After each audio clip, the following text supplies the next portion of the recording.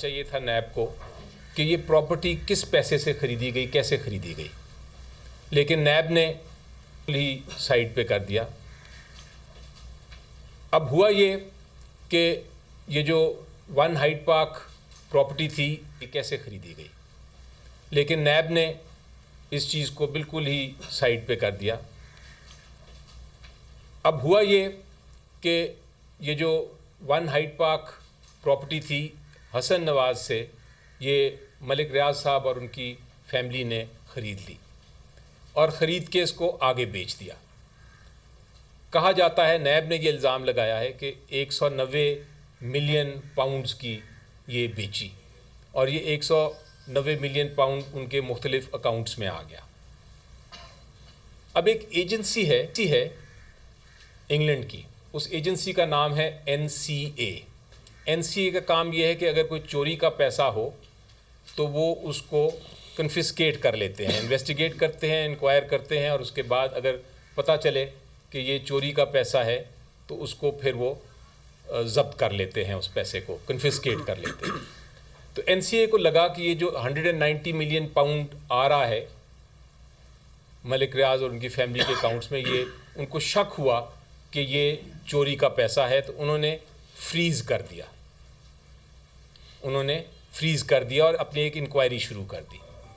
अब जब इंक्वायरी की तो इंक्वायरी के बाद उनको ये पता चला कि कोई हमारे पास सबूत नहीं है कि ये पैसा चोरी का है, तो उन्होंने NCA ने और मलिक रियाज साहब और उनकी फैमिली ने एक सेटलमेंट कर ली।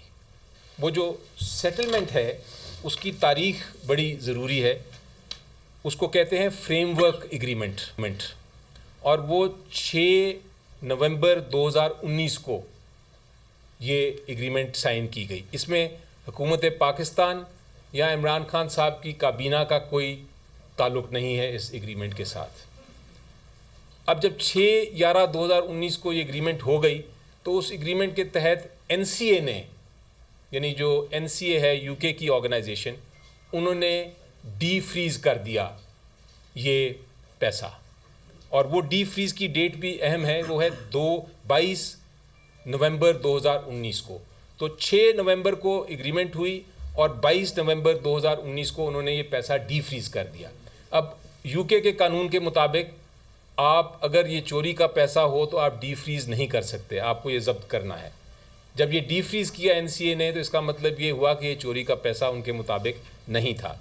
और उसके बाद ये 22/11/2019 के बाद ये पैसा जो था 103 मिलियन, ये या पाकिस्तान की अदालत का या बाहर की अदालत का जो ये कहे कि चोरी का पैसा है और ये हुकूमत पाकिस्तान का पैसा था।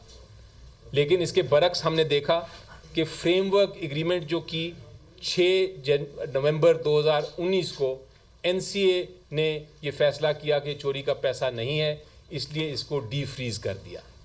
जो डी फ्रीजिंग ऑर्डर है वो 22/11 को NCA ने पास किया और उसके बाद जो 103 मिलियन आने की इजाज़त दे दी पाकिस्तान, वो भी जो NCA ने किया उससे ज़ाहिर होता है कि ये चोरी का पैसा नहीं है। अब आप जजमेंट देखें, एक जजमेंट भी आ गई सुप्रीम कोर्ट ऑफ पाकिस्तान की, और एक जजमेंट आ गई इसके बाद इंग्लैंड की हाई कोर्ट की। उन जजमेंट में भी ये फ़ैसला किया है कि ये प्रोसीड्स ऑफ क्राइम नहीं है, यानी कि चोरी का पैसा नहीं है। लेकिन सबसे ज़रूरी चीज़ जो मैं पेश करना चाहता हूँ वो है आपकी स्टेटमेंट। जो नैब का जो मेन विटनेस आया ट्रायल कोर्ट में, वो क्या कहता है इसके बारे में। PW35 उनका जो इन्वेस्टिगेटिंग अफसर है वो क्या कहता है, सबसे अहम और सबसे ज़रूरी जो डॉक्यूमेंट है वो मैं आपके सामने पढ़ना चाहता हूँ। अगर आप ये देखें, ये मेरे सामने डॉक्यूमेंट है, वो कहता है, ये ओथ पे कह रहा है ट्रायल कोर्ट में, there is nothing on record of this reference approving any action against any transaction in the above said accounts. यानी वो कहते हैं कि कोई रिपोर्ट भी नहीं है इन्वेस्टिगेटिंग यूनिट की, नैब की, किसी और की कि ये अकाउंट्स जो हैं इसमें कोई सस्पिशियस ट्रांजैक्शन हो रही है। आगे कहते हैं, I do not know as to whether any reference was filed by NAB under the any anti money laundering act 2010। कहते हैं कोई रेफरेंस भी नहीं फाइल हुई इस पैसे के बारे में कि ये चोरी का पैसा है। I do not know as to whether any court of law in Pakistan declared the foresaid amount as proceeds of crime for any offence. कहते हैं किसी अदालत ने ये नहीं कहा कि ये जुर्म का पैसा है। इसके साथ एक और बड़ी इंटरेस्टिंग बात करते हैं, यही आईओ इसी एविडेंस में, वो भी मैं आपको पढ़ के सुनाता हूँ। वो उल्टा कहते हैं, उनसे पूछा गया कि भाई आपने कभी इन्वेस्टिगेशन की कि ये प्रोसीड्स ऑफ क्राइम है? तो इन्होंने कहा अपने एविडेंस में कि हाँ मैंने ये इन्वेस्टिगेशन की, पैसा था, प्रोसीड्स ऑफ क्राइम थी। ये बिल्कुल गलत बात, झूठी बात है। और अगर ये प्रोसीड्स ऑफ क्राइम नहीं था तो पूरा का पूरा अल कादिर केस जो है वो उसी तरह गिर जाता है। मुझे यकीन है कि जब ये हाई कोर्ट में हम अपील फाइल करने जा रहे हैं परसों, पहला सवाल पूछा जाएगा और वो ये होगा कि क्या ये प्रोसीड्स ऑफ क्राइम है, जुर्म का पैसा है, कोई डॉक्यूमेंट है, कोई एविडेंस है। और जब ये अदालत ये देखेगी तो वहाँ ही केस ख़त्म हो जाएगा।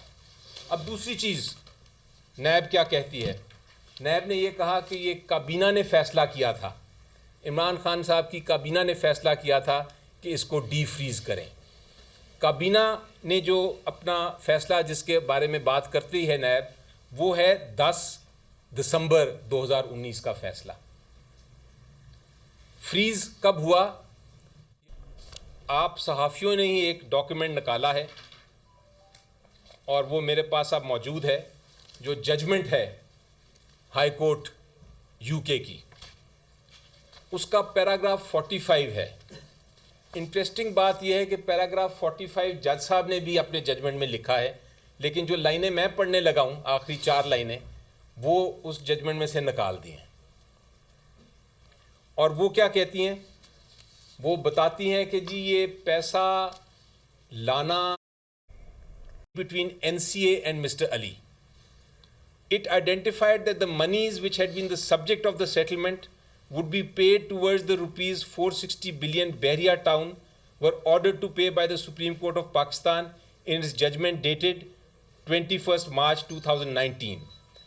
As a result of this agreement, the AFOs were subsequently set aside by the agreement. So ये कहते हैं कि जो फ्रेमवर्क एग्रीमेंट एग्री हुआ था उसके तहत पैसे ने इजाज़त ले ली थी उन्होंने कि हम पैसा निकाल के अपने अकाउंट से सुप्रीम कोर्ट के अकाउंट में डालेंगे। ये जजमेंट का हिस्सा है पैरा 45 का, जो जज साहब ने रिप्रोड्यूस नहीं किया। सो 3 चीज़ें साबित हो गई कि ये प्रोसीड्स ऑफ क्राइम नहीं है, यानी कि चोरी का पैसा नहीं था, हुकूमत का इस पर कोई हक नहीं था। दूसरी, इसको जो फ्रीज़ किया या डी फ्रीज़ किया उसमें काबीना, इमरान खान साहब, हुकूमत पाकिस्तान का कोई ताल्लुक़ नहीं था। और तीसरी चीज़ ये कि जो ये फ़ैसला था कि वो सुप्रीम कोर्ट के अकाउंट में आए, इसमें भी किसी किस्म का ताल्लुक़ इमरान खान साहब, उनकी काबीना, हुकूमत पाकिस्तान का नहीं था। इसलिए ये सारा केस जो बनाया है और ये झूठ की बातें करते हैं कि ये एग्रीमेंट थी और काबीना ने ये किया और वो किया, वो बिल्कुल झूठ है। अब काबीना ने किया क्या?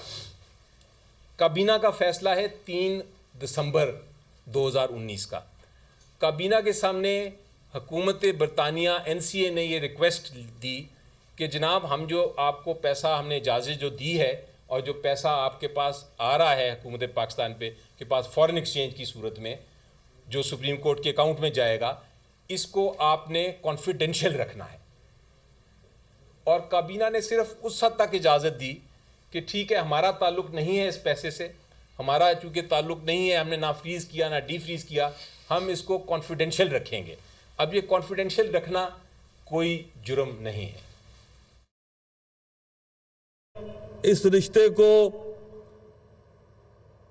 मोदी या उसकी हुकूमत का कोई भी आलाकार अरब रुपया सोशल मीडिया के जरिए खर्च करके या अपने एजेंटों के जरिए खर्च करके इस रिश्ते की हुर्मत को, इस रिश्ते के तकद्दुस को जब तक आजाद कश्मीर में बसने वाला एक एक गयूर सियासी कारकुन किसी भी जमात से उसका ताल्लुक हो, वो जिंदा है। इंशाअल्लाह ताला ये रिश्ता कमजोर नहीं हो पाएगा। अल्लाह के फजलो करम से हर गुजरते दिन इस रिश्ते में ताकत आएगी। इस खिते की आजादी के दो बुनियादी मकासद थे कि एक, ये मकबूजा कश्मीर के हमारे भाइयों बहनों बेटियों के लिए एक ऐसी शम्मा रोशन करके रखेगा, जहां एक ऐसा गवर्नेंस सिस्टम नाफिज किया जाएगा कि जहां तमीर और तरक्की, सेहत, शहरी आजादियां, इंसानी हकूक पूरी दुनिया में मिसाली नजर आएंगे। आज अल्हम्दुलिल्लाह हम ये